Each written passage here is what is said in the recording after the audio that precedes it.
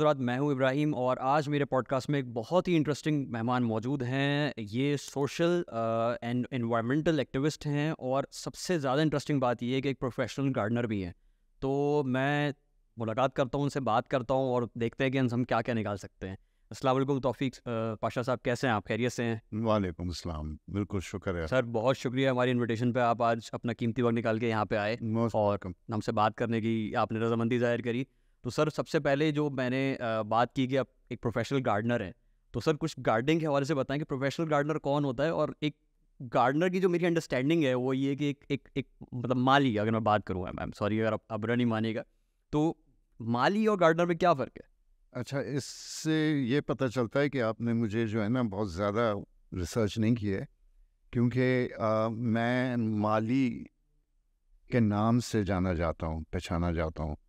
और मेरे ख़्याल से अब 10-12 साल हो गए हैं जब से मेरा नाम माली रखा गया।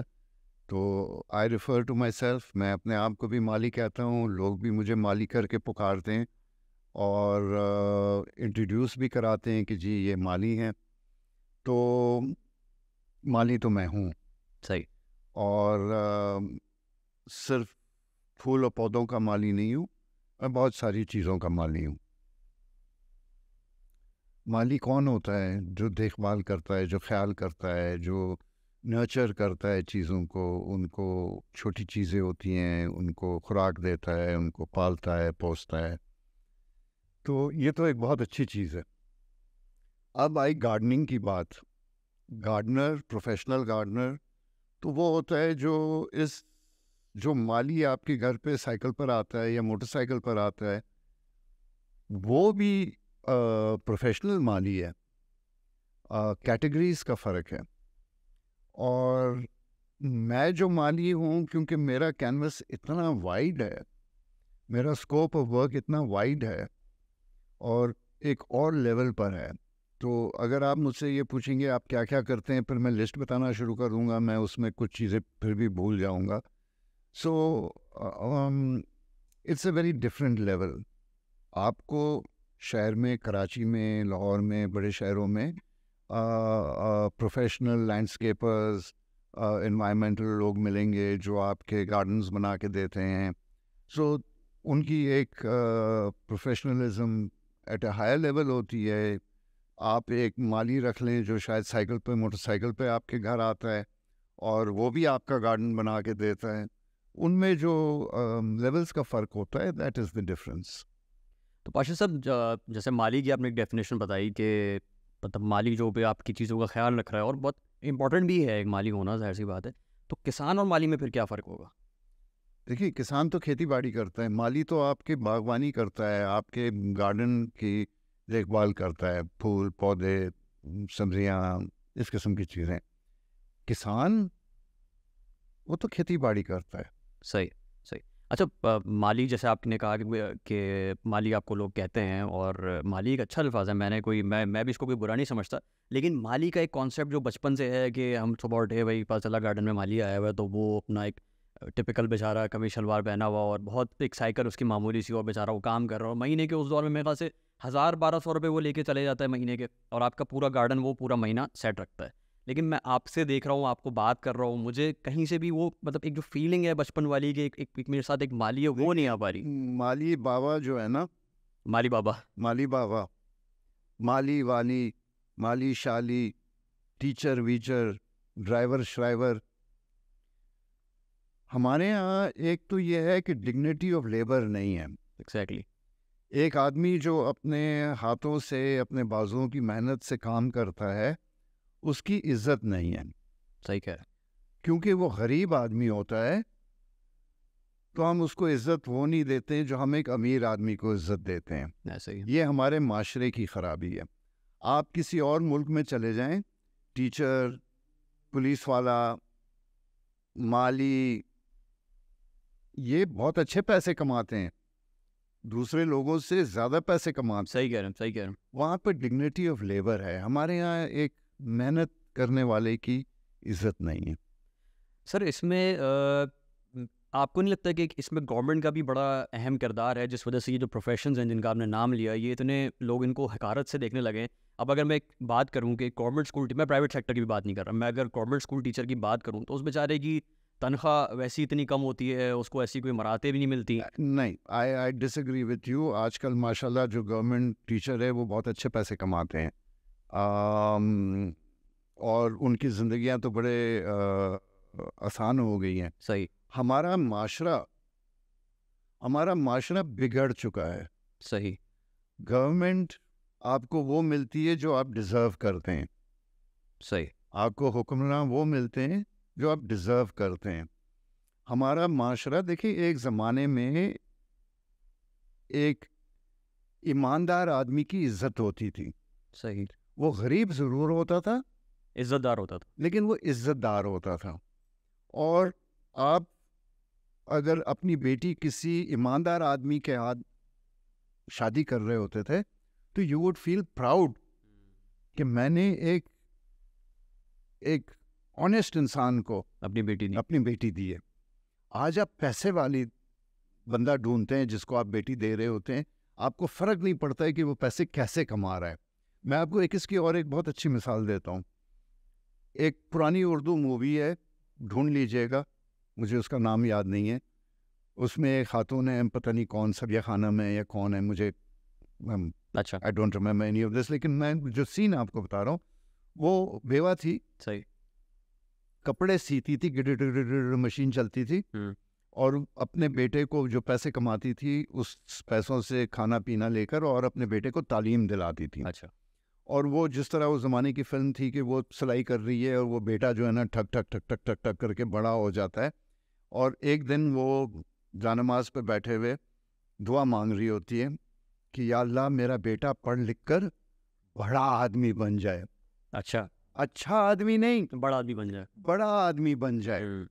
और फिर अगला सीन यह होता है कि वो जो है ना पढ़ लिख कर यूनिवर्सिटी से पास होकर, उस ज़माने में माज़दा 1500 बड़ी वाली गाड़ी होती थी, ड्राइवर है, ड्राइवर ने टोपी पहनी है, वाइट शर्ट टाई पहनी है, वो आके उसका दरवाज़ा खोलता है, ये साहब जो हैं पता नहीं कौन था, प्रॉबेबली वहीद मुराद होगा उस ज़माने में। सही। और वो अपनी गाड़ी से ब्रीफकेस के साथ में उतरता है और सामने डाक बंगला है। वो ये दिखाते हैं कि ये बाबू बन जाता है, ये कोई डीसी शीशी इस किस्म की चीज़, बड़ा अफसर बन गया, बड़ा आदमी बड़ा जाता है। अच्छे आदमी की हमने दुआ नहीं की, बड़े आदमी की। कंफ्यूज हो गए ना सर हम अच्छे आदमी और बड़े आदमी के। माशरा, हम कंफ्यूज नहीं हो गए, हमने हमारी वैल्यूज़ चेंज कर दी। एग्जैक्टली। प्रायोरिटीज चेंज हो गई। हमारी प्रायोरिटीज़ चेंज हो गई, हमारी वैल्यूज़ चेंज हो गई। एक ज़माने में आप इंसान की इज्जत करते थे, आज आप उसके आउटर लुक पे इज्जत करते हैं। ज़रूरी नहीं है कि एक आदमी गाड़ी में आ रहा है उसको उतनी इज्जत मिलेगी जितना एक आदमी बड़ी वाली गाड़ी में आ रहा है। सही है, मोस्टली। ठीक है ना, आप करोला में आ जाएं, होंडा सिविक में आ जाएं और वीगो में आ जाएं, किसको ज़्यादा इज्जत मिलेगी? इज्जत में फ़र्क आ जाएगा। फ़ौरन आ जाएगा।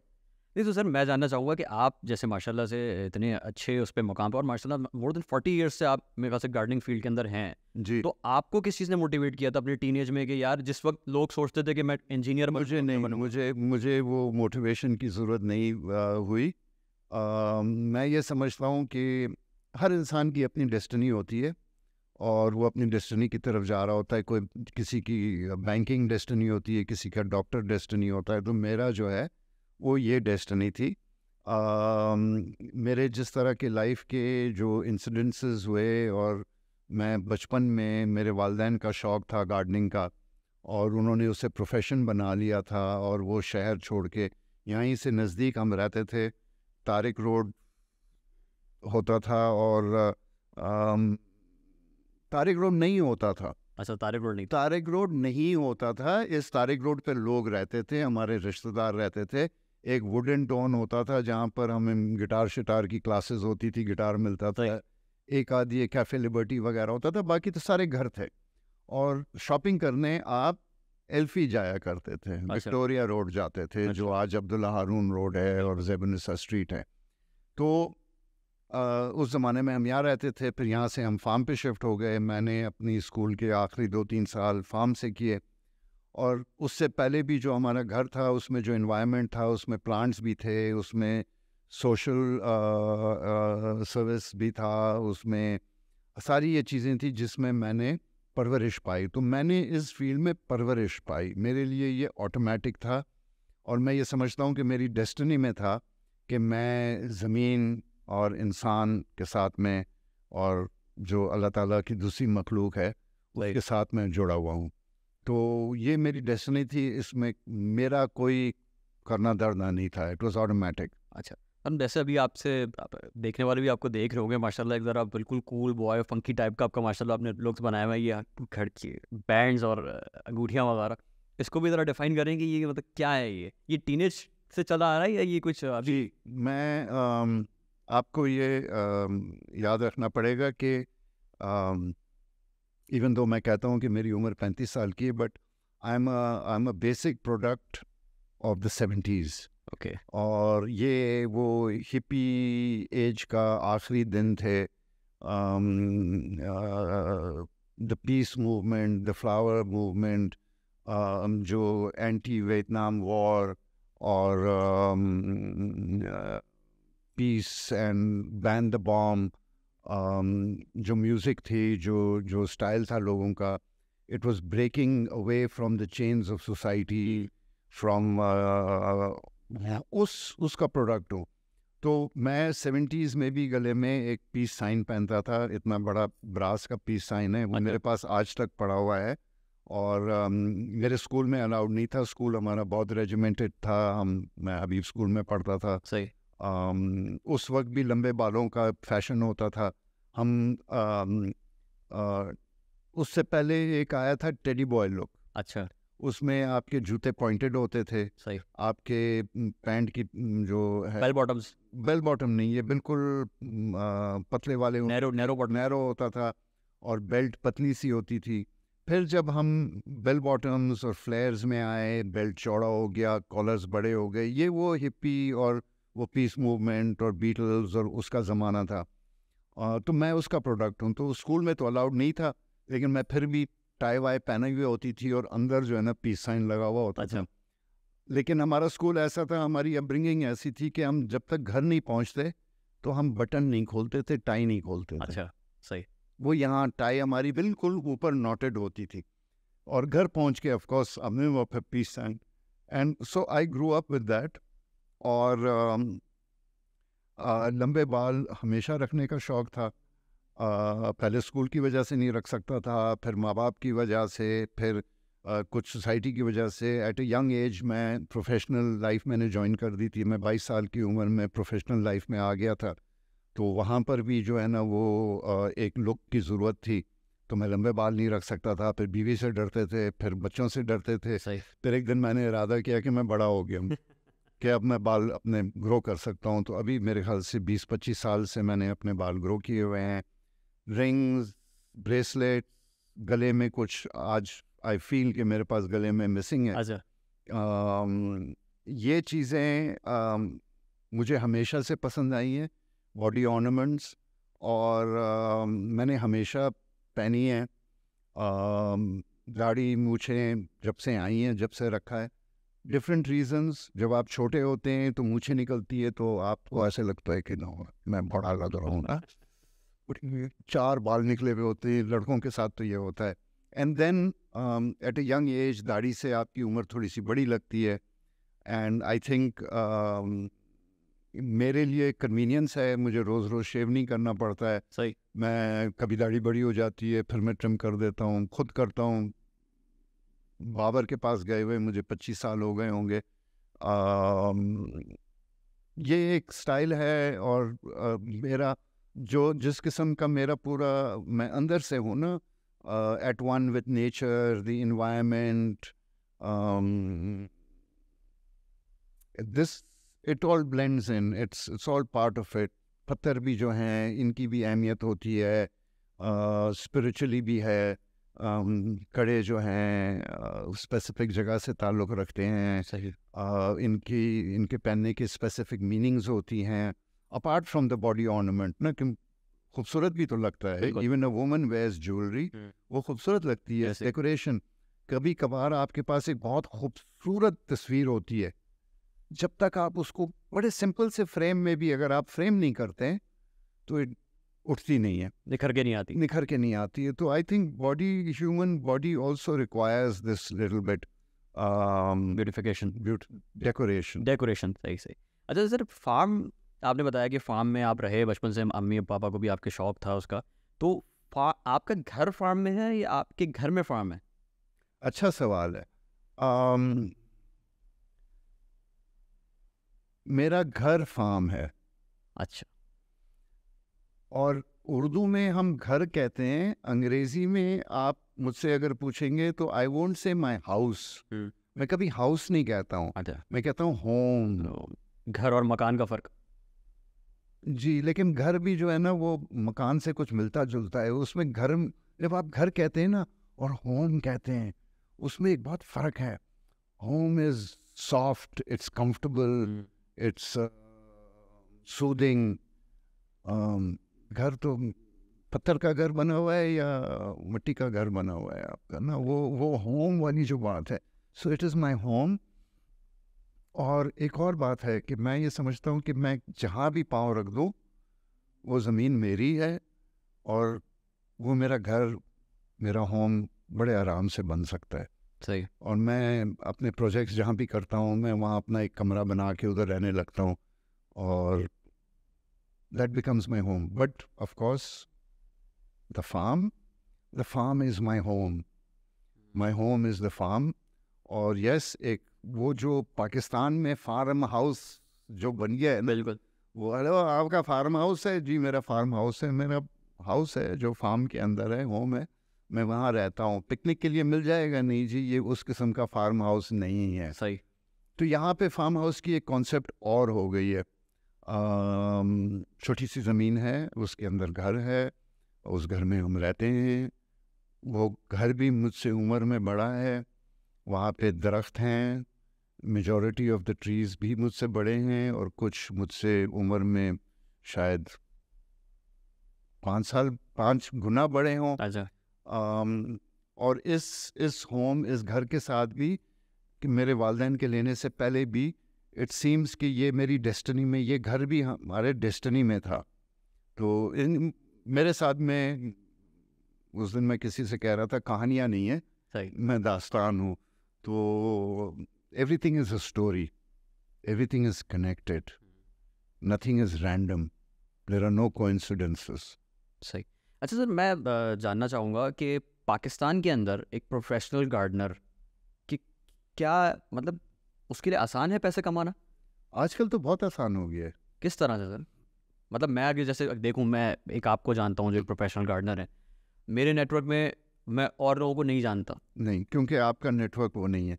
लेकिन अगर आप तलाश करें और अगर आप देखें इस वक्त जो सोशल मीडिया पर, जो फेसबुक के थ्रू जितने ग्रुप्स हैं, उसमें आप देखें तो बहुत लोग हैं जो प्रोफेशनल सर्विसेज ऑफ़र करते हैं। अब ज़्यादातर जो ऑफ़र करते हैं वो लैंडस्केपिंग करते हैं। आपके घर का गार्डन, आपके फैक्ट्री का गार्डन, होटल का गार्डन, कोई पार्क, उसको डिज़ाइन करना हो, उसको बना के देना हो, ये वाला काम आसान होता है। सही। और बहुत लोग मिल जाते हैं लैंडस्केपिंग में। तो अब बहुत सारे लोग हो गए हैं। जब मैंने शुरू किया लैंडस्केपिंग तो एक आध 2-3 लोग थे बेसिकली। लैंडस्केपिंग सर थोड़ा landscaping, garden design, okay garden design, okay. उसको लैंडस्केपिंग। नहीं तो इसमें मतलब इंडिविजुअल्स जो होते हैं जिनकी अपनी ज़मीन है या अपने घर हैं या फार्म हाउस, वो आप लोगों इट्स बेसिकली स्टार्टेड घरों से। ओके। और आर्किटेक्ट घर बनाता था, और गार्डन जो है ना वो माली से बनवा दिया। घर के लोगों को शौक हुआ, उन्होंने कहा यहाँ ये लगा दो, यहाँ वो लगा दो। फिर 20 साल के बाद पता चला कि आपने वो दरख्त गलत जगह पे लगाया है। और घर के साइज़ छोटे भी होने लग गए, गार्डन के साइज़ छोटे होने लग गए, तो आपको उसकी बेस्ट यूटिलाइजेशन की ज़रूरत थी। तो जब आप, कोई भी घर डिज़ाइन कर सकता है, सही। आप अपना घर डिज़ाइन करके बना के उसमें रह सकते हैं, लेकिन आप आर्किटेक्ट को इसलिए यूज़ करते हैं कि वो स्पेस को बहुत अच्छी तरह से यूज़ करता है, उसकी डिज़ाइनिंग में खूबसूरती लाता है। तो उसी तरह एक लैंडस्केपर जो है वो आपके स्पेस को अच्छी तरह से यूटिलाइज़ करता है, सही सिलेक्शन प्लांट्स की करता है, और उसको लगाता है सही तरह से। अच्छा सर आपको याद होगा, इससे ज़्यादा पुरानी बात नहीं है, 5-6 साल पहले ख़ास तौर पे कराची में एक मुहिम चली थी कि हमारे रोडों पे जो दरख्त लगे हुए हैं, जो गवर्नमेंट ने लगाए हैं, वो कोनोकार्पस के नाम से कोई दरख्त जी मशहूर हो गया था। जी और उसका फिर कंपैरिजन होता था नीम ट्री के साथ। और उस वक्त बारिशें भी इतनी कोई ख़ास कराची में हो नहीं रही थी 4-5 साल में, लेकिन फिर अचानक ये 3-4 साल से बारिशों का सिलसिला स्टार्ट हो गया। तो आप समझते हैं कि कराची में ये कोनोकार्पस का कोई इशू था? जी, कोनोकॉर्पस का बहुत बड़ा इशू था। क्या इशू है? देखिए, अल्लाह ताला ने इस दुनिया में करोड़ों अरबों चीज़ें बनाई। समंदर के अंदर उसने मछलियाँ डाली, हम्म, हवा में नहीं डाली हैं। सही। और समंदर में भी गहराई के हिसाब से मुख्तलिफ मछलियाँ डाली, नीचे और डाली, ऊपर सरफेस पर और डाली, बीच में और डाली, निज़ाम बनाए हैं। दरख्त, फूल, पौधे, ये भी निज़ाम है। आपके पहाड़ी इलाकों में, स्वात में, चित्राल में, इन जगहों में जो दरख्त होते हैं, क्या आप वो यहाँ ला के कराची में लगा सकते हैं? नहीं, बिल्कुल एक सर्टेन लगा। टेम्परेचर क्लाइमेट चाहिए उनको। हर चीज़ जो है ना, एवरी प्लांट इज़ एक्चुअली, अगर आप वो देखें तो इट्स अ टूल, एक औजार है, और उसकी अपनी जगह है सही। इस्तेमाल होने की। तो कोनोकॉर्पस जिस जगह का बना हुआ है, जिस जगह पर बना था, वो उस जगह के लिए, उस निस्बत की जगह आपको अगर मिल जाए तो मैं उनमें से हूँ जिसने कोनोकॉर्पस के कराची में जो प्लांटेशन हुई थी, अब मैं भूल रहा हूँ कितने थे, बट मिलियंस में लगे थे। सही। 2.7 मिलियन था या ऐसे कुछ था। अच्छा। तो इसमें जो प्रॉब्लम्स थी वो ये थी कि क्योंकि कोनोकॉर्पस आसानी से और बहुत जल्दी से बड़ा दरख्त हो जाता है, तो आपने देखा कि यार नीम में तो टाइम लगता है, लिग्नम में टाइम लगता है, अमलतास में टाइम, कोनोकॉर्पस लगा दो जल्दी हो जाएगा। अच्छा।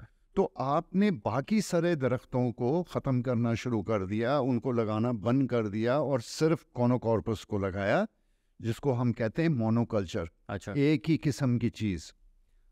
अच्छा, इसका जो फूल है, हर फूल मुख्तलिफ है। मुझे आपको इसे थोड़ा सा इस तरह समझाना पड़ेगा कि फूलों में खुशबू होती है, बिल्कुल।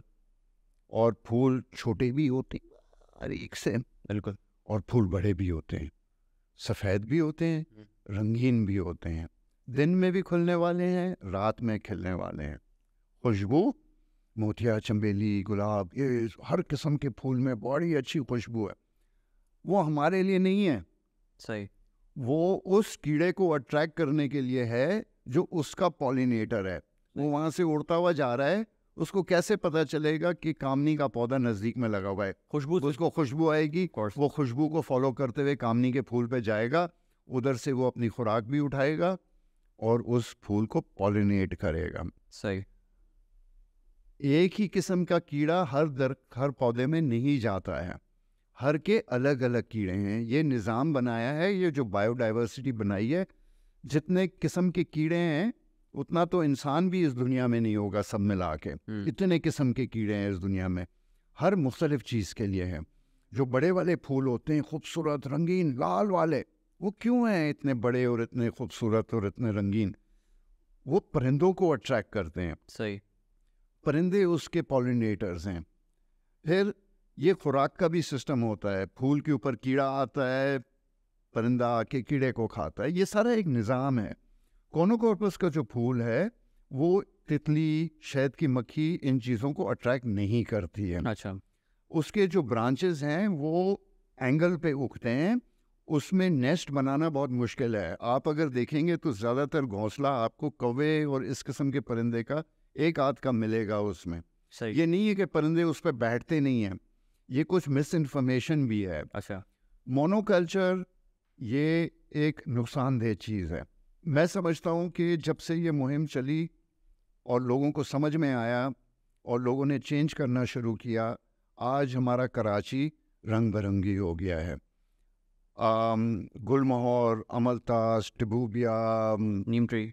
नीम और तोतापरी और इस तरह के बहुत सारे ट्रीज़ हैं। कोई एक 15-20 वैरायटी के दरख्त हैं जो हमने रेकमेंड किए कि लोग लगाएं। उससे कलर आया। देखें दरख्त क्या देता है, हम तो ये कहते थे कि दरख्त जो है खुशबू देता, ऑक्सीजन देता है बस। फिर उसके बाद चला नहीं भाई, तो बहुत कुछ करता है। और क्या करता है? आपको साया देता है, बिल्कुल। उसके पत्तों के अंदर से हवा गुजरती है, वो हवा ठंडी होके निकलती है, सही। खुशबू देता है, फल देता है, लकड़ी देता है, परिंदे देता है। इतनी सारी चीजें देता है दरख्त। तो जब आपने कलरफुल दरख्त कराची शहर के अंदर लगा दिए तो आपके दूसरे मुख्तलिफ किस्म के परिंदे भी वापस आना शुरू हो गए, क्योंकि परिंदे वहां जाएंगे जहां उनकी खुराक होगी। बादाम का दरख्त होगा तो तोते आएंगे, सही। बादाम का दरख्त नहीं होगा तोते नहीं आएंगे। आम का दरख्त होगा शायद तोते आ जाएं, लेकिन बादाम के दरख्त पे ज़रूर आते हैं, जंगल जलीबी के दरख्त पे ज़रूर आते हैं। एक ज़माने में कराची में ये दरख्त बहुत होते थे। अच्छा। जब आपने उसकी खुराक ख़त्म कर दी तो परिंदा को वो क्या करेगा? आपके दरवाजे पर नॉक करेगा कि भूखा हूँ, नहीं, वो खाना ढूंढने चला जाएगा, वो खाना ढूंढने चले जाएगा और चला जाएगा यहाँ से। तो बर्ड्स, बटरफ्लाइज, ये सारी चीज़ें छोड़ के निकल गई, ख़त्म हो गई। जब ये चीज़ें हमने ये प्लांट्स दोबारा लगाना शुरू किया, अब आप देखेंगे कि बर्ड्स, बटरफ्लाइज आस्ते आस्ते वापस आना शुरू हो जाती हैं। अच्छा। तो ये कोनोकॉर्पस, हाँ, अभी जब सैलाब आया था और उससे पहले भी कोनोकॉर्पस, और इससे पहले एक और दरख्त आया था सफ़ेदा, यूकलिप्टस। अच्छा। ये लेट 70s और अर्ली 80s में आया, बल्कि लेट 70s में भी नहीं, मिड 70s में आया। जब फॉल ऑफ ढाका हुआ, जब पाकिस्तान डिवाइड हुआ, तो उस वक्त हमारी लकड़ी, पटसन, ये सारी चीज़ें बंगाल से आती थी। अच्छा। माचिस बंगाल से आती थी, या लकड़ी वहाँ से आती थी, यहाँ माचिस बना लेते थे। जब लकड़ी आना बंद हो गई तो कुछ अरसे के बाद, दिसंबर 71 के कुछ अरसे बाद, जिस तरह 15 दिन के बाद पान ख़त्म हो गया और पान की कीमत जो है वो सोने की कीमत के बराबर हो गई, उसी तरह माचिस ख़त्म हो गई। अच्छा। लकड़ी नहीं थी माचिस बनाने के लिए, तो उस वक्त कागज़ को वैक्स करके, प्लीट करके माचिस की तिली बनाई जाती थी। अच्छा। और जब आप उसको यूं मारते थे तो वो कागज़ की बनी हुई होती थी, मोम लगा था, थोड़ा हार्ड तो था, लेकिन उसका जो हेड है वो घूम जाता, फिर आप उसके ऊपर उंगली रखी यूं जलाते और उंगली चलती थी। तो उस वक्त यूकलिप्टस जो है वो इंट्रोड्यूस किया गया पाकिस्तान में। ये दरख्त वो हैं, इनका एक और काम है, ये ज़मीन के अंदर से पानी निकाल के एटमॉस्फेयर में डालते हैं। हर दरख्त करता है। अच्छा। ओके, नीम भी करता है, लिग्नम भी करता है, अमलतास भी करता है, आम भी करता है, नाशपाती भी करती है, और गुलाब का पौधा भी करता है। सही है। ठीक है, लेकिन कोनोकॉर्पस और सफ़ेदा जो हैं वो दुनिया के वो 2 दरख्त हैं, और इनके साथ और भी हैं, जो सबसे ज़्यादा पानी ज़मीन से निकाल के बाहर एटमॉस्फेयर में फेंकते हैं। ठीक है। अब जब आपके पास पानी की कमी होती है तो ये भी एक मुज़र है। फिर ये दोनों दरख्त, इनकी जड़ें जो हैं पानी की तलाश में जाती हैं, तो ये आपका इंफ्रास्ट्रक्चर भी तोड़ते हैं, आपके सूरज के और गटर के और ये मीठे पानी की लाइनें, उनको डैमेज करते हैं, साइडवॉक्स को डैमेज करते हैं। तो दिस इज़ अनदर रीज़न कि शहरों में उनको रिकमेंड नहीं किया जाता है। इन्हें उन जगहों में लगना चाहिए जहाँ वाटर लॉगिंग के प्रॉब्लम्स हैं। आप अगर अपने एरिया में देखें तो हमारे बहुत नज़दीक में ठट्टा डिस्ट्रिक्ट है, मीरपुर साकरो है, गारो है, इन जगहों में ज़मीन दोज जो पानी है, लेवल, वाटर लेवल वो बहुत ऊंचा है। सही। ये दरख्त वहाँ लगने चाहिए कि ये उस ज़मीन का पानी सुखाए और इस ज़मीन को फिर काश्त के काबिल ज़रखेज़ बनाए। अभी जो फ्लड्स आए उस वक्त मैंने 2-3 वीडियोस डाले हैं, और उसमें मैंने बताया है कि फ्लड इफ़ेक्टेड एरियाज़ में आप प्लीज़ कोनोकॉर्पस और यूकलिप्टस लगाएं, ताकि ज़मीन का जो पानी, क्योंकि बहुत सारा अराज़ी जो है सिंध का वो वाटर लॉगिंग से तबाह हुआ है इस फ्लड से, और 2010 में जो फ्लड आया था। इन इलाकों में अब वो ज़मींदार कोई फसल नहीं भी उगा पा रहा है।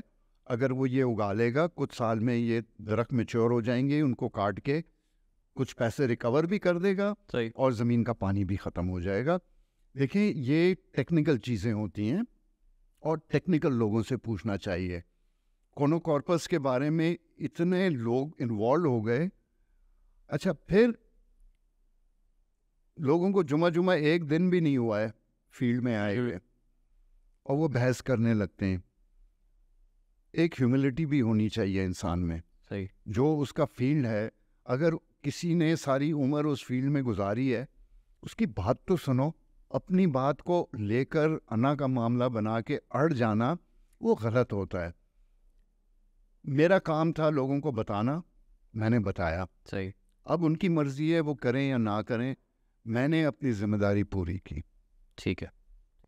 अच्छा, तो दरख्तों के हवाले से हम बात कर रहे थे, तो मुझे आप ये बताएं कि पाकिस्तान में जो हमारे पास आजकल फ्रूट्स आते हैं, आपने नोटिस किया है कि फ्रूट्स अपनी जैसे हम अगर मैं 8-9 साल पीछे चला जाऊं, तो पहले आम आने का जो सीज़न होता था वो होता था कि हम मिड ऑफ जून के बाद से आम आते, तो उसको भी हमारे वाले साहब कहते थे कि अभी आम अच्छा नहीं है, अभी थोड़ा सा ठहर जाओ, बाद में खाएंगे। लेकिन अब यहाँ पे मई स्टार्ट होता है और आम आना शुरू हो जाता है मार्केट में। तो क्या ये अर्ली हार्वेस्टिंग है या ये कोई क्लाइमेटिकल चेंज का इशू है? अच्छा, आपने इसमें जो सवेरे भी हम बैठे ऐसे गपशप कर रहे थे, तो उसमें आपने जिक्र किया था और आपने ये भी कहा था कि इसके साथ साथ फलों में वो खुशबू नहीं रही, बिल्कुल वो बिल्कुल जायका बिल्कुल। नहीं रही। पहले होता था कि 1 किलो आम गाड़ी की डिग्गी में है, पूरी गाड़ी खुशबू से महक रही है। पहले ये होता था कि लोग कहते थे कि यार बाहर हम जाते हैं मुल्कों में तो वहाँ फल तो बड़े साइज का होता है, जायका नहीं होता। लेकिन जायका नहीं जायका होता नहीं है। है। अब हमारे यहाँ भी फल जो है ना बड़ा साइज का हो गया है और जायका ख़त्म हो गया है। देखिए, इसमें ये होता है कि आम, एक हमेशा ये कोशिश रही कि फ्रूट और वेजिटेबल, फ्लावर्स, इनकी शेल्फ लाइफ बढ़ाई जाए, अच्छा। कि ये जब फसल वहाँ से कट के दुकान में आए तो ये जल्दी ख़राब ना हो जाए, सही। 10-10 दिन तक पड़ा हुआ हो, नहीं ख़राब हो। आपने एक और भी चीज़ जिक्र की थी, मैंने तरबूज के बारे में और आड़ू के बारे में। तरबूज, और आपने फिर स्ट्रॉबेरी और वो बिल्कुल बिल्कुल, वो मेरा सवाल है सर, आगे आएगा। ठीक है ना। हाँ। तो स्ट्रॉबेरी भी एक ज़माने में इतना पेरिशेबल होता था कि उसको आप तोड़ के रखते तो वो शाम तक पर ख़राब होने स्ट्रॉबेरी सर एक लग्जरी फ्रूट्स में से आता था पहले। और अब ऐसा है कि वो 3 दिन तक रेडी पे पड़ा हुआ स्ट्रॉबेरी ख़राब नहीं होती है। अच्छा। नाशपाती ऐसे होती थी कि वो जहाँ पक गई उसको आपने थोड़ा ज़ोर से पकड़ा, उंगली अंदर घुस जाती थी, जूस निकलता था, खाते थे यहाँ से जूस टपकता था। बिल्कुल। और छोटी सी और टेढ़ी मेढ़ी किस्म की होती थी। अब वो बड़ी हो गई है नाशपाती, करके आप काटते हैं उसको जैसे सेब को खा रहे हैं। जूस भी खत्म हो गया। लेकिन आप ये भी देखें कि हमारे यहाँ, मेरे बचपन में 2 किस्म का सेब था, एक ग्रीन सेब था, एक येलो सेब था। सही। अजीब सा येलो सेब था, वो हम खाते थे ऐसे, और ग्रीन वाले सेब को काट के उसको कुक करके इस्तेमाल किया जाता था। अच्छा। आज आपके पास रेड एंड मज़े मज़े की वैरायटियाँ हैं। बेसिकली जब आप शेल्फ लाइफ बढ़ाना चाहते हैं किसी फ्रूट का, किसी फूड आइटम का, तो उसमें से शुगर कंटेंट आपको कम करनी होती है। अच्छा। जब आप शुगर कंटेंट कम करते हैं, उसकी स्किन भी थिक होना शुरू हो जाती है और उसकी शेल्फ लाइफ, शुगर जो है उसको बहुत जल्दी पका के गला देता है। ठीक है। तो आप उसके अंदर से शुगर कंटेंट कम की जाती है, शेल्फ लाइफ बढ़ जाती है, स्किन थिक हो जाती है, बिल्कुल। टेस्ट लूज हो जाता है। ये हमारे बहुत सारे वेजिटेबल्स और फ्रूट्स के साथ में हुआ है, तो उसकी ये वजह है। जो वो खुशबू वाला जो एलिमेंट था जो वो भी खुशबू भी उसी चक्कर में कम होती है, अच्छा। और और जायका भी चला गया। जायका भी तो कमज़ोर हो जाएगा जब उसमें से शुगर निकल जाएगी। बिल्कुल। वैसे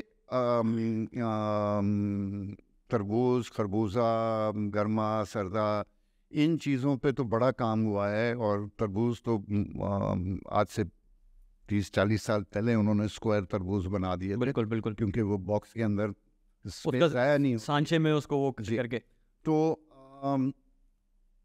सर लेकिन जो मेरा मेन सवाल था वो ये था कि इतनी जल्दी फसलें कैसे आ रही हैं? अब वो है क्लाइमेट चेंज। अच्छा।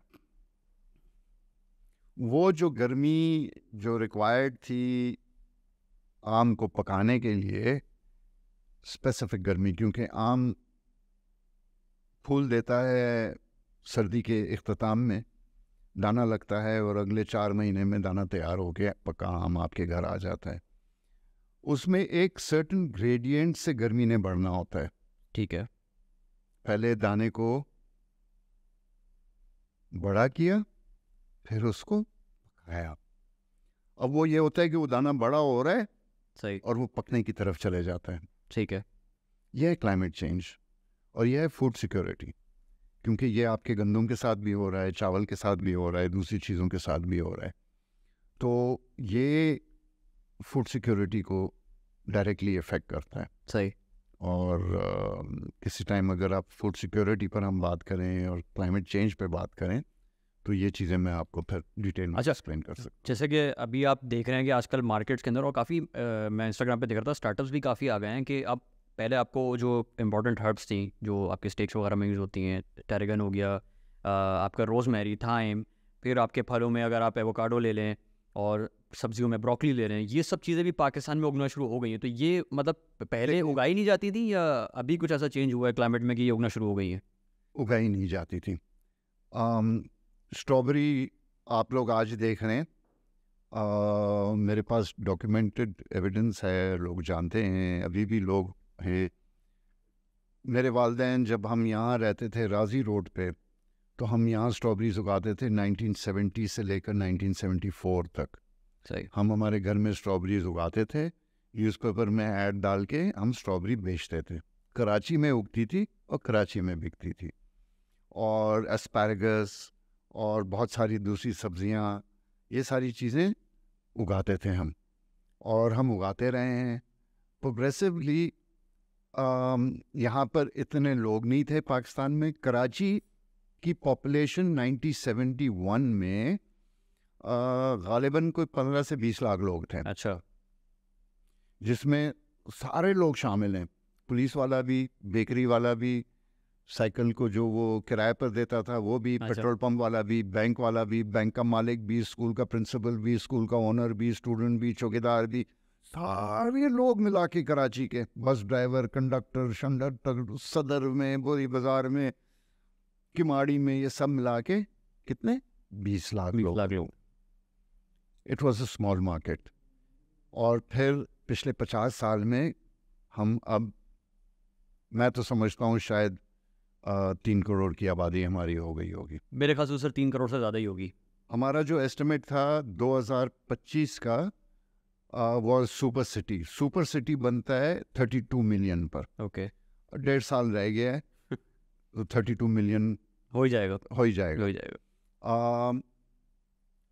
जैसे जैसे पॉपुलेशन बढ़ती गई, चीज़ों की डिमांड्स बढ़ती गई, फिर पिछले बहुत सारे सालों में जहाँ पर money was not a problem, तो आपको अगर दुबई से इंपोर्ट की हुई कोई चीज़ मिल जाती तो आप वो ले लेते, अच्छा। क्योंकि दुबई में तो बहुत अच्छी चीज़ें आ रही हैं दुनिया भर से, और फिर वो आप यहाँ लेकर तो आप अपनी कुकिंग में इस्तेमाल करें। सही। तो एस्पैरागस भी आ रहा था, तो रोजमेरी भी आ रहा था, तो टेरेगॉन भी आ रहा था, ये सारी चीज़ें आ रही थी। फिर फार्मर्स ने भी देखा कि यार ये अपॉर्चुनिटी है, दुबई से आ रहा है, हम क्यों ना उगाएं। बिल्कुल। तो लोगों ने उगाना शुरू किया, स्ट्रॉबेरी की भी डिमांड बढ़ी। और जबकि हमारे नॉर्दर्न एरियाज़ में आप मरी तक चले जाएं, तो मरी में हम जब गर्मियों में छुट्टियों में जाते थे तो वो घास में से इतनी बारीक बारीक स्ट्रॉबेरी है, जंगली वाइल्ड स्ट्रॉबेरी, अच्छा। ये छोटी छोटी होती है, इतनी इतनी, वो हम लोग निकाल के खाया करते थे। अच्छा, वाइल्ड स्ट्रॉबेरीज आप खा सकते हैं। हाँ, और हमारे इन्वायरमेंट में उगती थी। सही। हमारे इन्वायरमेंट में वाइल्ड रोजेस उगते थे, हमारे यहाँ अंगूर उगता था। पता नहीं सदियों पहले यहाँ से अंगूर ले जाके फ्रांस में उन्होंने उससे जो अच्छे अच्छे विनयार्ड्स हैं, अच्छा। वो हमारा अंगूर यूज़ किया गया। तो it's a demand and supply वाली भी बात है। जब डिमांड होगी तो लोग उगाएंगे और वो अवेलेबल होगा। और अब लोगों को ज़्यादा शौक होने लग गया है, यंगर जनरेशन आ गई है, सोशल मीडिया आ गया है, अब हर कोई इंग्लिश होना चाहता है। वो देखता है कि दुनिया भर में लोगों की किस तरह लाइफ है। अगर अभी तो हम शॉकिंग जो फिगर्स निकली हैं पिछले 5 दिन से, कितने लोग पाकिस्तान छोड़ के गए हैं पिछले 5 सालों में। बिल्कुल। तो लेकिन ये ब्रेन ड्रेन तो है। मेरे साथ जितने लड़कों ने मैट्रिक किया था, हम में से अगर 120 लड़के थे हम मैट्रिक में, तो उसमें से 90 या 100 तुम बाहर गए पढ़ने के लिए और वो कभी वापस नहीं आए। सही। उस ग्रुप में से आज भी 90% तो बाहर सेटल हो गए। अच्छा। उनके बच्चे बाहर, क्योंकि they went for a better life. तो जो नहीं जा सकता है, मुझे तो वो पसंद है जो नहीं जा सकता है। अच्छा। और मैं समझता हूँ कि कुछ अरसे पहले जो ये हालात हुए थे, जब पाकिस्तान के लिए दुनिया के दरवाजे बंद हो गए थे 9/11 के बाद, तो मैं समझता हूँ ये बहुत अच्छी चीज़ हुई थी। अच्छा। दरवाजे बंद होना, सही। इसका मतलब है आप बाहर नहीं जा सकते। पहले तो ऊपर जितनी मलाई जम रही थी वो सब बाहर निकल जाती थी। सही। ठीक है ना। हाँ, फिर ये हुआ 9/11 के बाद कि जो मलाई के ऊपर वाला जो क्रस्ट था वो जाने लगा। वो किसी तरह निकल सका, बाकी को वीज़ा ही नहीं मिलता था। बिल्कुल। तो वो लोग बाय फोर्स पाकिस्तान में रहने पर मजबूर हो गए। और हमने देखा उस वक्त कि पाकिस्तान के कुछ हालात उस वक्त थोड़े से बेहतर भी होने लगे। कुछ चीज़ें बाहर से आई भी, हमने जो देखी, जब मिस्टर बर्गर पहले खुला तो वो तो पहला एक फैंसी की, वरना तो स्पिंसर था और विम्पी था। सही। हम तो स्पिंसर और विम्पी जिस वक्त खुला हम उस वक्त से वहाँ पे खा रहे थे कराची में कराची में। बर्गर जॉइंट से ये भी। बर्गर थे, ये आपका मोहम्मद अली सोसाइटी में खुला अच्छा। था, और these are the first burger joints. और उसके बाद जो है फिर बहुत अरसे तक कुछ भी नहीं था, ये इधर उधर के खुले, लेकिन फिर मिस्टर बर्गर आया और उसके अंदर का जो स्टाइल है, लेआउट है, वो बदला। फिर आपके पास वो मैकडोनल्ड और KFC और इस किस्म की चीज़ें आने लगी। आपके बैंक्स घिसे पिटे जो होते थे वो रेनोवेट हो गए, वो इंग्लिश हो गए, आपके पेट्रोल पंप इंग्लिश हो गए, क्योंकि आपने देखा कि यार हम तो देखो मोइंजोदाड़ो की बैलगाड़ी और हमारी बैलगाड़ी में कोई फ़र्क नहीं आया, सिर्फ उसके लकड़ी के व्हील के ऊपर एक रबड़ जो है ना वो काट के उन्होंने लगा दिया टायर्स में से, ट्रक के टायर में से। सही। That is the only change that came. तो ये 80s में और 90s में ये चेंजेस आने लग गए हमारे यहाँ, और उसके बाद ये रैपिडली हुए चेंजेस। और आपने देखा कि चाहे जूते की दुकान हो, बैंक हो, ईटिंग रेस्टोरेंट्स हो, उनके स्टाइल्स चेंज होने लग गए।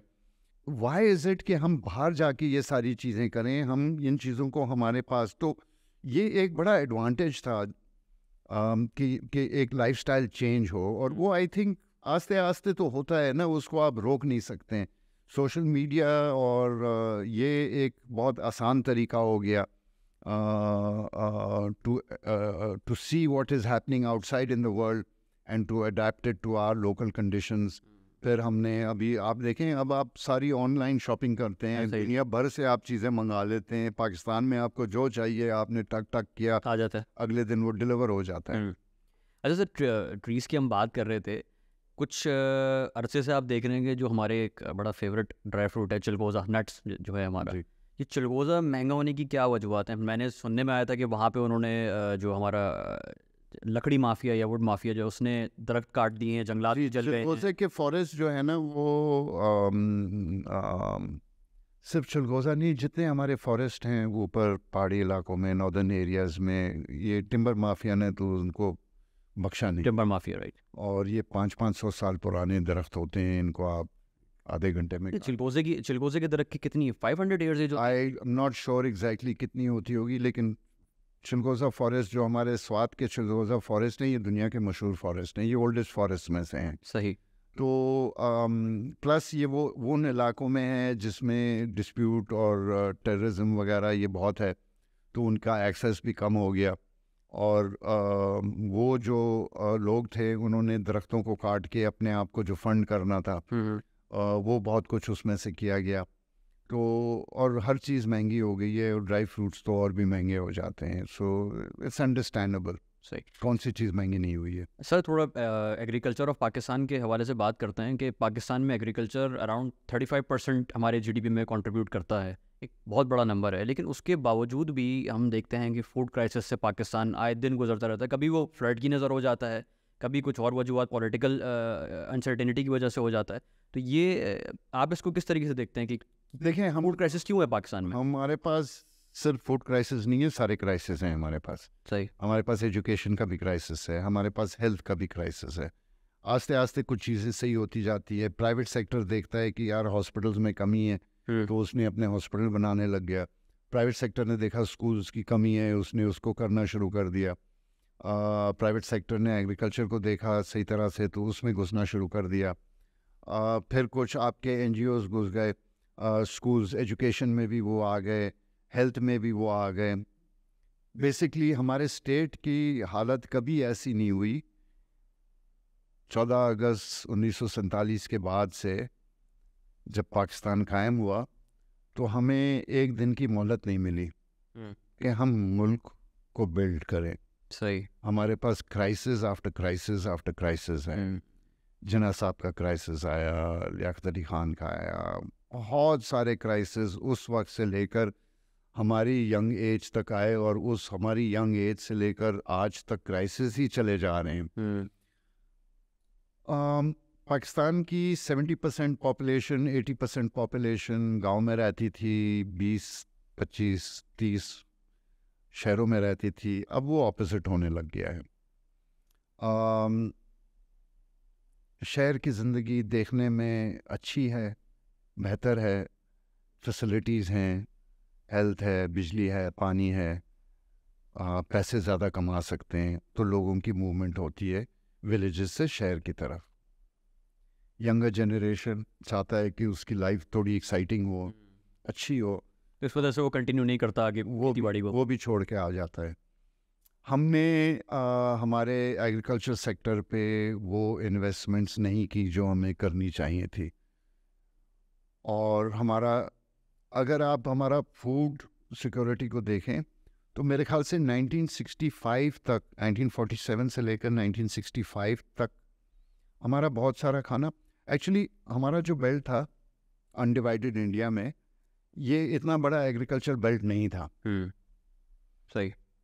पंजाब का ज़्यादातर हिस्सा इंडिया में रहा है, हमारे पास तो थोड़ा सा पंजाब आया है। सही।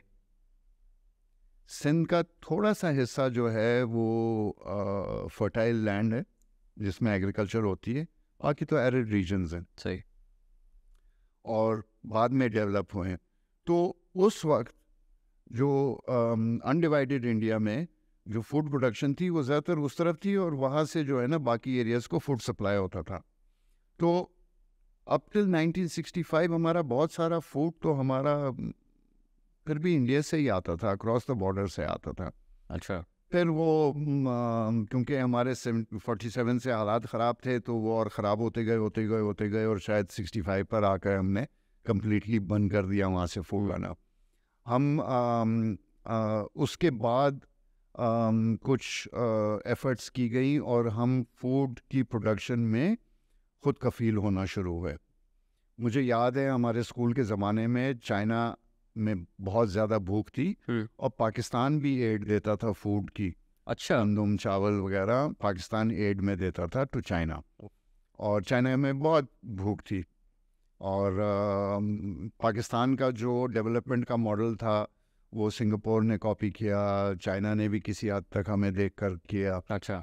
हम फिर स्लाइड कर गए, बहुत बड़ी बात है ये। और हमने एग्रीकल्चर को सपोर्ट नहीं किया। देखिए, फार्मर्स को सपोर्ट करना होता है, वो आदमी जो झुक के धूप में, बारिश में, सुबह सनराइज से सनसेट तक मेहनत कर रहा है, उसको भी कुछ मिलना चाहिए।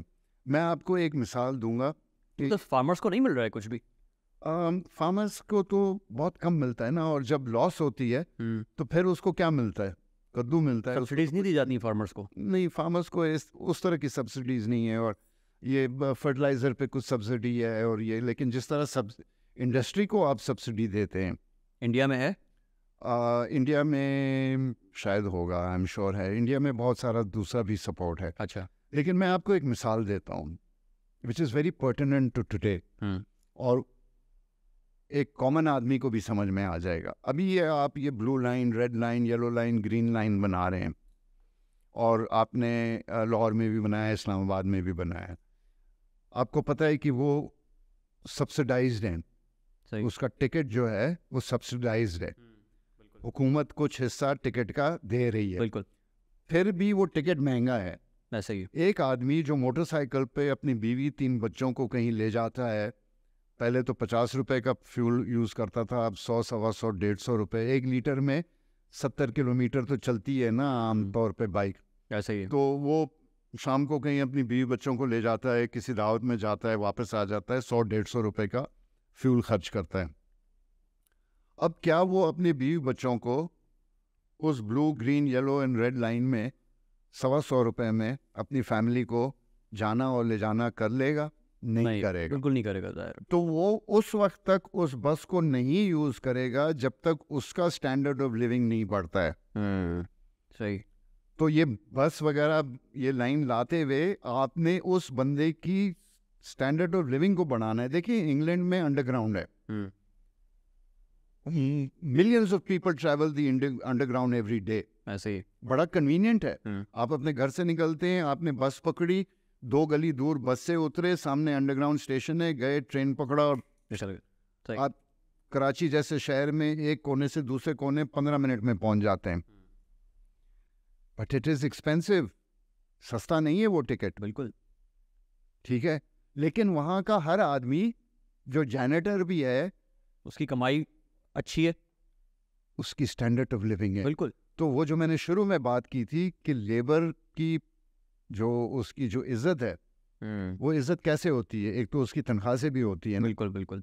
अब एक आदमी, अब तो शुक्र है फिर भी 25-30 हज़ार रुपये मिनिमम वेज हो गया है, लेकिन चले एक साइड पर एक आदमी है जो 25-30 हज़ार रुपये कमा के अपने घर को चलाता है, और एक आदमी वो है जो 8 हज़ार रुपये पर हेड वाला जाके रेस्टोरेंट में मील खा के आता है। बिल्कुल। 4 लोग आते हैं तो 32 हज़ार रुपये का खाना खा चुका होता है, जबकि उसके ड्राइवर को सिर्फ 30 हज़ार रुपये महीने की तनख्वाह मिल रही होती है। तो इन लोगों की स्टैंडर्ड ऑफ लिविंग को ऊपर बढ़ाने की ज़रूरत है। उसको बढ़ाने के लिए मेरी भी इनकम बढ़नी पड़ेगी। बिल्कुल। ऐसे तो नहीं है कि मैं 1 लाख रुपए कमा रहा हूँ और मैं 30-30 हज़ार रुपये अगर मैं 5 लोगों को दे दूँ तो आप तो नेगेटिव में चले गए। मैं तो नेगेटिव में चले गया ना। सही। और उनको अगर 50 तक लेकर आना है तो मुझे लाख से बढ़ के 2.5 लाख रुपए पर जाना पड़ेगा। तो whole society has to go through a shift, except जो ऊपर जो सुपर अर्निंग वाले लोग हैं। सही। जो पूरी सोसाइटी है उसको उठाने की ज़रूरत है। तो इसी तरह फार्मर्स को उठाने की ज़रूरत है। एक आज से 12 साल पहले अगर आप मुझसे पूछें तो गंदम की क्या कीमत थी? 600 रुपये मन होता था। ऐसे ही है, और आटे की बोरी भी बहुत सस्ती थी उस दौर में। वो उस वक्त फिर बढ़ा के 1000 रुपये पर आई। जब वो 600 से 1000 पे आई तो किसान खुशहाल हुआ, रोटी तो महंगी हुई। अब देखिए ना, हमारे यहाँ ये सिस्टम है कि जहाँ महंगाई हो जाती है उसके कुछ अरसे बाद अनाउंसमेंट आता है कि गवर्नमेंट सर्वेंट्स की जो है ना तनख्वाह बढ़ गई है। ऐसा ही है। वो ऑफसेट कर देता है ना, जो बड़ी है वो उसके बराबर हो जाएगा। 10% 20% बढ़ा के उसको इक्वलाइज कर देते हैं। सही। लेकिन सारे माशरे की इस तरह इक्वलाइज नहीं होती है, और हमें ज़रूरत है कि हम हमारे सारे माशरे की स्टैंडर्ड ऑफ लिविंग बढ़ाएं। अब एक गांव में आदमी रहता है, वो अगर खाना उगाना छोड़ दे तो आपको बाहर मुल्क से 10,000 रुपये का गंदम मंगाना पड़ेगा, लेकिन आप उसको 6,000 रुपये देने के लिए तैयार नहीं है। तो बाहर से तो मंगा लेंगे। अगर वो उगाना छोड़ दे तो क्या करेंगे आप, क्या खाएंगे? उसको क्या मिल रहा है, उसकी ज़िंदगी कैसी है? क्या उसके बच्चों के पाँव में जूता है, कपड़ा है, उसकी छत में से पानी टपकता है, उसके बच्चे स्कूल जाते हैं, उनको दवाई मिलती है? सर अगर ऐसे ही हालात अगर रहे तो एक वक्त आएगा, जो यंगर जनरेशन है, अब ज़ाहिर सोशल मीडिया का दौर है, तो वो तो अब जो गांव में भी बंदा बैठा है वो देख रहा है कि शहर में क्या हो रहा है, किस तरीके से लोग, इसीलिए तो वो शहर आते तो हैं। एक वक्त आएगा कि ज़मीनें तो आपके पास बहुत होंगी, उगाने वाले नहीं होंगे। नहीं होंगे, क्योंकि उनको वो मुआवजा नहीं मिलता है। और अब तो क्लाइमेट चेंज की वजह से ये जो एक्सट्रीम वेदर इवेंट्स हो जाते हैं, एक्सट्रीम हीट वेव्स आ जाती हैं, एक्सट्रीम ड्राउट्स आ जाते हैं, फ्लड्स आ जाते हैं, फसलें तबाह हो जाती हैं। और ये जो छोटा किसान होता है, ज़मींदार है, किसान है, जो हारी होता है, वो तो एक फसल से दूसरी फसल को खाता है, और थोड़ा सा पैसा होता है कि वो उसने तो कर्जे पर बीज और फर्टिलाइजर लिया हुआ होता है, फसल को बेच के वो कर्जा भी पूरा करता है, अपना भी चलाता है। और अगर उसकी फसल तबाह हो गई फ्लड से, सही, क्या खाएगा? कहाँ से वो पैसे वापस करेगा? तो उसके पास उससे भी तो उसको बचाना है ना, उसको उसके लिए भी तो सपोर्ट होनी चाहिए। मतलब वो सपोर्ट नहीं है गवर्नमेंट की तरफ से, ऑलमोस्ट नहीं उस है, लेवल की नहीं है। देखिए मैं गवर्नमेंट को जो है ना, मैं क्या कह सकता हूँ, गवर्नमेंट के पास तो बेचारी गवर्नमेंट है, क्योंकि उसके पास एबिलिटी ही नहीं है, उसके पास वक्त नहीं है, उसके पास क्वालिफाइड लोग नहीं हैं। उनको मुकमुके करके लोगों को अपॉइंट करना होता है मिनिस्ट्रीज़ में और सेक्रेटरीज़ में और इधर उधर। क्या है, आप हमारी यूनिवर्सिटीज़ में चले जाएं, आप टीचर्स देखें। हमारे अब शुरू में बात हो रही थी गवर्नमेंट कॉलेज स्कूल्स वगैरह की, तो हमारे टीचर्स भी, वो जो हमारे यहाँ जो माशरा हमारा बिगड़ गया ना, हर आदमी इंटाइटल्ड है कि चाहे मैं काम करूँ या ना करूँ मुझे पैसे मिलने चाहिए। कोई वो मेहनत करने के लिए तैयार नहीं है, आप डेडिकेटेड नहीं है, और जो डेडिकेटेड लोग होते हैं उनको अपॉर्चुनिटी नहीं मिलती है। आप यूनिवर्सिटीज़ में जाके देखते हैं, जो हमारे पब्लिक सेक्टर की प्राइवेट यूनिवर्सिटीज़ में क्यों फ़र्क है हमारे प्राइवेट में और पब्लिक में? बिल्कुल एक मेजर गैप था तो ज़ाहिर है उन्होंने। अच्छा सर, ये जो वजह है कि फार्मर्स को उस तरह से सिला नहीं मिलता उनकी मेहनत का, तो क्या यही वजह है कि जो most of the farmers Punjab side पे अगर आप देखें तो वो अपनी आधी ज़मीन जो है वो किसी बिल्डर के हवाले कर देते हैं कि यहाँ पे देखो इसमें ये इकोनॉमिक, मतलब रियल स्टेट वर्सेस अगर मैं बात करूँ इसकी। This is economics. एक आदमी लाख रुपए 2 लाख रुपए साल का एकड़ में से कमा रहा है, आप उसके पास आते हो बोलते 50 लाख रुपए एकड़ तुमसे जमीन खरीदने के लिए तैयार हूँ। हाँ। 25 लाख रुपए एकड़, 50 लाख रुपए एकड़, यार उसको 25 साल की फसल एक साथ में मिल रही है, बिल्कुल कोई इन्वेस्टमेंट नहीं है, कोई मेहनत नहीं है, सुकून। बेचो। ही डजंट रियलाइज कि वो पैसे जो हैं वो अगले 4 साल में जीरो हो जाते हैं उसके बिल्कुल। पास। इतने पैसे हो गए हैं, इतनी वैल्यू हो गई है जमीन की कि वो मजबूर हैं बेचने पर। और सबसे शहर से, जैसे आप शहर के एक्सट्रीम एंड पर पहुंचते हैं, वहां पे एग्रीकल्चर की ज़मीनें होती हैं, बिल्कुल तो वही ज़मीनें बिकती हैं। आप भी तो कोई दूर दराज जाके नहीं लेते हैं ना ज़मीन, क्योंकि टाउनशिप उस वक्त सस्ती मिल रही होती है और ये होता है कि बाद में महंगी हो जाएगी। तो ये रियल स्टेट जो है, मतलब अगर रियल स्टेट को मैं कहूँ कि ये एज अ माफिया ही काम चल रहा है कि एग्रीकल्चर लैंड खरीदो, उधर कोई सोसाइटी बनाओ और उसको बेच दो। जो पंजाब साइड पे अगर हम देख रहे हैं तो मोस्टली अब तो ये हो रहा है। तो सब जगह हो रहा है, पूरे सर, ये तो पाकिस्तान में हो फूड रहा है, क्राइसिस पूरे पाकिस्तान में हो रहा है। फूड क्राइसिस में कंट्रीब्यूशन कितना हो जाएगा? बहुत बड़ा कंट्रीब्यूशन होगा। अच्छी अच्छी ज़मीनें, एग्रीकल्चर वाली ज़मीनें जो हैं वो रेसिडेंशियल में कन्वर्ट हो रही हैं, बिल्कुल होगा। नॉट ओनली दैट, आपके कुछ फसलें ऐसी होती हैं जो बहुत लॉन्ग डिस्टेंसेस नहीं ट्रैवल कर सकती हैं, अच्छा, तो वो नज़दीक उगाई जाती है और शहर लाया जाता है। पालक है, अब पालक तो 3 दिन नहीं सफ़र करके आ सकता है ना, या जैसे बलूचिस्तान में काफ़ी जगह हैं जहाँ पे तरह तरह के बड़े अच्छे सेब उगते हैं, लेकिन वो शहरों तक नहीं पहुँच पाते क्योंकि वो उनके मीन्स ऑफ ट्रांसपोर्ट ही नहीं है उनको लाने की। नहीं, वो भी एक वजह है। और कुछ ऐसी भी हैं, कुछ वैरायटीज़ जो बहुत अच्छे होते हैं, उनका शुगर कंटेंट इतना हाई होता है, वो बहुत पेरिशेबल होता है, खराब हो जाते हैं वो। या शायद वो देखने में इतने खूबसूरत नहीं होते। मुझे याद है रावलाकोट में मैंने सेब देखा था, हाँ। जो टेस्ट में तो ओफ, अच्छा, लेकिन देखने में खूबसूरत नहीं था, तो वो मार्केट में नहीं आता। मार्केट में उसकी वैल्यू नहीं थी। अच्छा सर, फ्रूट्स की हम बात कर रहे थे तो आपने देखा होगा कि कुछ टाइम से हम लोग ऑर्गेनिक फ्रूट्स और ऑर्गेनिक वेजिटेबल्स को बहुत ज़्यादा प्रमोट कर रहे हैं, काफ़ी ब्रांड्स भी आ गए हैं इसमें काम कर रहे हैं। तो आप इसको क्या समझते हैं, ये एक कोई मार्केटिंग गिमिक है या ये एक्चुअली कोई ऑर्गेनिक चीज़ एग्जिस्ट 50 करती है? साल पहले जब यूरिया की बोरी इंट्रोड्यूस हुई थी हमारे मुल्क में, तो फ्री में दी जाती थी, क्योंकि ज़मींदार उसको, अच्छा ये पता नहीं क्या है, ये अंग्रेज़ी चीज़ है, ये कैसी खाद, टैबू था उस टाइम। उसको अभी भी जो है ना, हम यहाँ पर उसको फर्टिलाइज़र कहते हैं। और देसी खाद, सही, देसी खाद क्या है? गोबर। ठीक है। 50 साल पहले हर चीज़ ऑर्गेनिक थी। अच्छा, पहले ये हुआ, अब आप चले जाएं और पीछे, पहले ये हुआ कि थोड़ी सी ज़मीन आबाद करते, उसमें से जो फसल निकलती वो लोगों को पूरी हो जाती। कराची के क्या थे, 20 लाख लोग 20 थे, लाख। पूरा हो गया।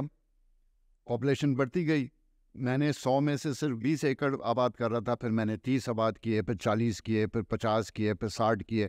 हो सकता है पानी भी शॉर्ट हो गया मेरे पास।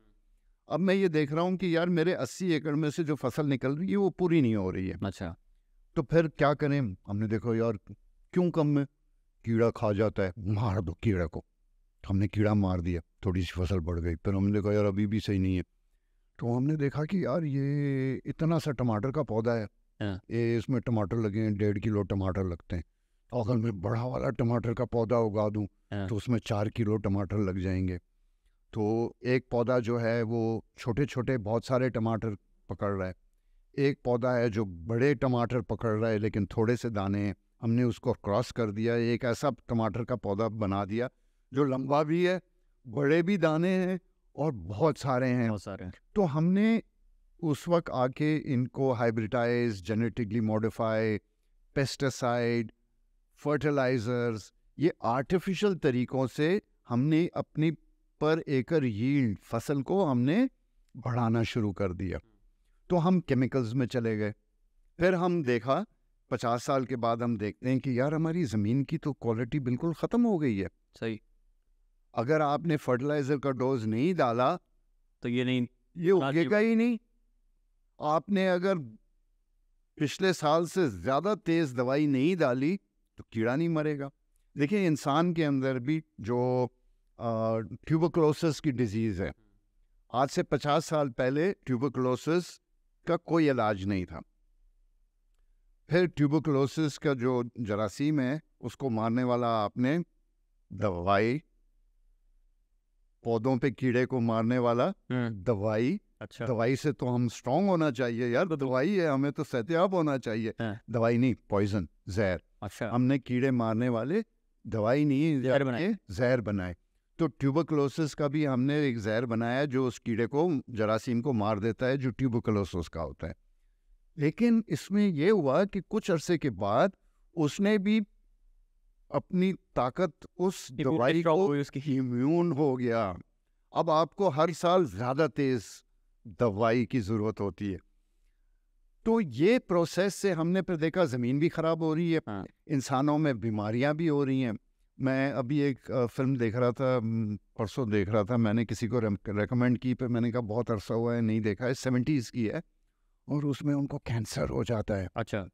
कैंसर आजकल तो उसको कैंसर है, उसको कैंसर है, उसको वो भी तो कैंसर हर अमीर आदमी को कैंसर है, गरीब आदमी को भी है, सिर्फ उसको पता नहीं चलता है।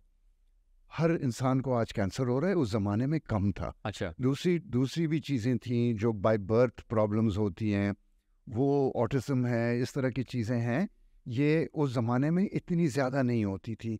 ये हमारे फूड के अंदर, हमारी लाइफस्टाइल, हमारे केमिकल्स, हमारे माइक्रोवेव्स, हमारे फास्ट फूड्स, ये जो आप फास्ट फूड रेस्टोरेंट से जो चिप्स खाते हैं, कभी देखें तो सही उसमें क्या है। सही। वो जो ऑयल्स यूज़ करते हैं उसमें क्या है, जो ये जो बन बना के देते हैं, जो पोटैटोज़ वो उगाते हैं, उसके अंदर है क्या? उसके अंदर ना तो न्यूट्रिएंट्स हैं, और उसके अंदर आर्टिफिशियल इतनी चीज़ें हैं कि आप शायद चिप्स के बजाय आप गत्ता खा रहे हैं, सर वो चिप्स की शक्ल में है। अच्छा। So you know it's not really गत्ता, लेकिन it's as bad kind of गत्ता। तो उसकी वजह से हमारे डिजीजेस और ये सारी चीज़ें। तो जब हमने ये देखा तो फिर हमने कहा यार अभी नहीं खाओ इसको, तो क्या खाओगे? तो ऑर्गेनिक खाएंगे, जो पहले उगाया करते थे, जो पिछले करोड़ों साल से इंसान खा रहा था वो ऑर्गेनिक था। सिर्फ पिछले 50-70 साल में हमने केमिकली। ये तो पाशा साहब, ऑर्गेनिक जो है वो एक ऑर्गेनिक एक्सपेंसिव भी तो हो गया है। जाहिर बात है एक्सपेंसिव है, क्योंकि उसको उगाना मुश्किल है, कीड़ा उसको ज़्यादा लगता है, उसका सीज़न शॉर्ट है। आपने तो हाइब्रिड ऐसे बना दिए कि वो शुरू से आखिर तक खूब दाने दे रहा होता है। अब आप हाइब्रिड भी नहीं यूज़, ऑर्गेनिक जब ग्रो करेंगे तो आप हाइब्रिड सीड नहीं इस्तेमाल करते हैं, आप देसी बीज इस्तेमाल करते हैं, फिर उसको कीड़ा भी खा जाता है। आपके यहाँ जब फूल गोभी लगी हुई है, आपने देखा कीड़ा आ गया, आपने स्प्रे कर दिया, आपका आखिरी 10% 15% जो माल है, क्योंकि मौसम थोड़ा गर्म हुआ, कीड़ा आना शुरू हो जाता है, आपने स्प्रे कर दिया, आपने वो सारा 10-15-20% जो फसल आपकी कीड़ा खा जाता वो आपने मार्केट में पहुंचा दिया।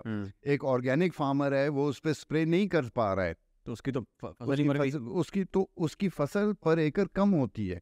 अब ज़रूरी यह है कि हम उस पर और रिसर्च करें, और जिस तरह हमने केमिकल्स और फर्टिलाइजर्स और पेस्टिसाइड्स इजाद किए थे, हमें अब दूसरे तरीके निकालने पड़ेंगे जिसमें हमारी फसल बढ़ेगी और केमिकल्स ना यूज़ हों। जैसे हमने अब रिसर्च करना है कि हम पेट्रोल डीजल के अलावा और क्या फ्यूल इस्तेमाल कर सकते हैं जो एनवायरनमेंट के लिए डिज़ास्टर नहीं है।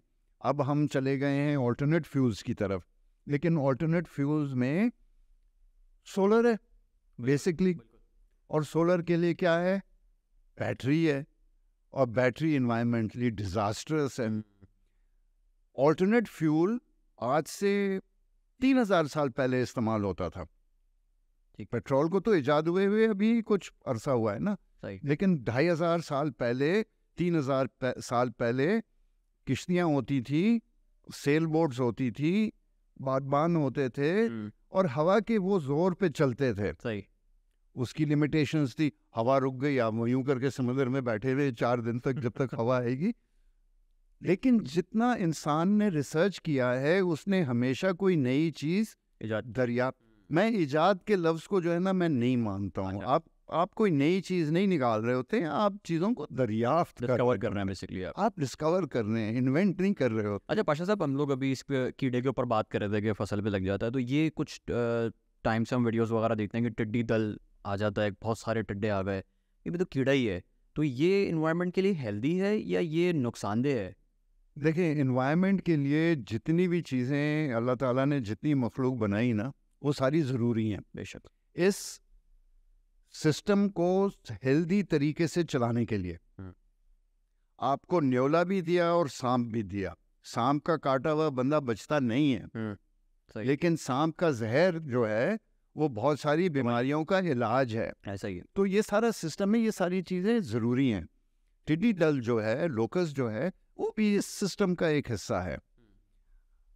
और आई थिंक 50s में एक कराची के ऊपर एक स्वॉर्म आया था कि दिन के अंदर अंधेरा हो गया था, तो 13 मील लंबा था वो ये टिड्डी का। टिड्डियों का काफिला। इतना बड़ा बादल हो गया था कि सूरज की रोशनी नहीं आ रही थी, अंधेरा हो गया था। 50s में? ये मेरे ख्याल से 50s में है, ये अर्ली 60s में है, और दुनिया भर में ये आते रहे। और ये आते हैं, ये ईरान से आते हैं, पाकिस्तान में बलूचिस्तान के रास्ते आए, और फिर ये इंडिया की तरफ जाते हैं। ये इनका हिस्टोरिकली ये तो एक सिस्टम का हिस्सा है। अब रिसेंटली ये हो रहा है, क्लाइमेट चेंज का इफेक्ट है कि वो मॉनसून, ह्यूमिड और गर्मी और वो सब आइडियल होती है, तो उसकी प्रोडक्शन बहुत बड़ी हो जाती है और वो फसलें खाती है, हमेशा से खा रही हैं। अच्छा, तो ये मतलब इसको भी मारने के लिए फिर कोई दवाई बनाई जाती है? जी जी, दवाई बना जाती है और वो प्लेन से स्प्रे किया जाता है और वो कैं हो जाते हैं। अच्छा सर, काफ़ी प्लांटेशन के ऊपर बात हो गई। मैं अपने बस आखिरी टॉपिक की तरफ आऊँगा कि जो हम अपनी एग्रीकल्चर लैंड पे जो इरिगेशन प्रोसीजर्स को यूज़ कर रहे हैं, क्या पाकिस्तान में वो मॉडर्न टेक्निक्स हैं या उनका भी नहीं जी, ये भी वो मोहनजोदारो का ज़माना चल रहा है, हड़प्पा का। हमारे यहाँ ज़्यादातर कैनाल सिस्टम यूज़ किया जाता है। कनाल्स हैं और कनाल पानी पहुंचा के देता है। और जो ऑन फार्म अभी पिछले, मैं समझता हूँ 10-15 साल में, और ये ख़ास तौर पे पिछले 10 साल में तो बहुत इस पे कनालों को पक्का करने पर काम हुआ है। जो पानी डैम से निकलता है उसमें से 60% पानी ज़ाया होता है। सही। तकरीबन 30 से 40% जो है फार्म पर वो एक्चुअली इस्तेमाल में आता है। तो पहले तो कनालों से कोई 30% पानी ज़मीन चूस जाती थी। अच्छा। उसके बाद फार्म पे आके जो पानी था वो वहाँ पे कोई 30% पानी वहाँ पर वेस्ट हो रहा था, तो तकरीबन 60% हमारा पानी ज़ाया होता था। सही। अब कनाल हमारे पक्के हो गए या ज़्यादातर हो गए, और भी हो रहे हैं, और मुझे उम्मीद है कि इंशाल्लाह अगले 5 सालों में कनाल तकरीबन ज़्यादातर पक्के हो चुके होंगे। तो वो जो पानी ज़मीन पी रहा था, अब वो आगे और ज़मीन को आबाद करने के लिए अवेलेबल हो जाएगा। ठीक है। और फार्म के अंदर अभी तक जो है हम बेसिकली फ्लड इरिगेशन करते हैं ना, हमारी ज़मीन सही तरह से हमवार होती है। उसके लिए फिर लेज़र लेवलर्स हैं जो ज़मीन को लेवल करके देते हैं, ताकि पानी जो है ना कहीं खड्डों में ना भरा हुआ हो या खेत को भरने में ज़्यादा टाइम ना लग रहा हो। सही। और कितना पानी देना है, हम हमारी फसलों को ओवर वाटर कर देते हैं। हमने देखा है जब हमारे यहाँ ड्राउट रहा है तो हमारा वीट का क्रॉप नॉर्मली बम्पर होता है, ठीक है। उसको हम बहुत ज़्यादा पानी दे देते हैं, उसकी फसल की मकदार कम हो जाती है।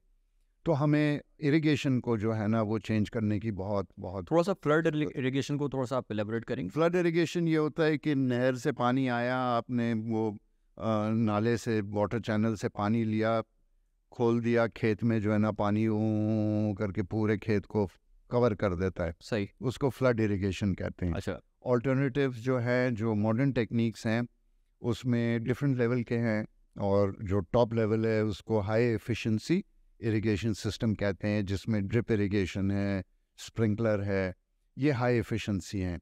इसमें आप शायद 10% मिकदार पानी इस्तेमाल करते हैं और 2 गुना या 3 गुना ज़्यादा फसल उगा लेते हैं। अच्छा, तो इस पॉडकास्ट को तौफीक साहब, पाशा साहब यहीं पे एंड करते हैं। और बड़ा ज़बरदस्त आपसे कन्वर्सेशन रही। बहुत शुक्रिया कि आपने इतनी अच्छी इन्फॉर्मेशन हमें डिलीवर की। जो आपका 40-50 साल का तजर्बा था वो आपने जितना निचोड़ सकते थे निचोड़ दिया। बहुत शुक्रिया। इंशाल्लाह फिर आपको बुलाएंगे अपने पॉडकास्ट में। और आज आपने काफ़ी चीज़ें सीखी होंगी, समझी होंगी, नई चीज़ें होंगी। तो अगर आपको पसंद आया ये पॉडकास्ट, आप हमारे चैनल को सब्सक्राइब करें, इस वीडियो को लाइक करें और कमेंट्स में अपने अपना फीडबैक दीजिए कि आपको और आगे तौफीक साहब से क्या सुनना है। Thank you so much. अस्सलाम वालेकुम।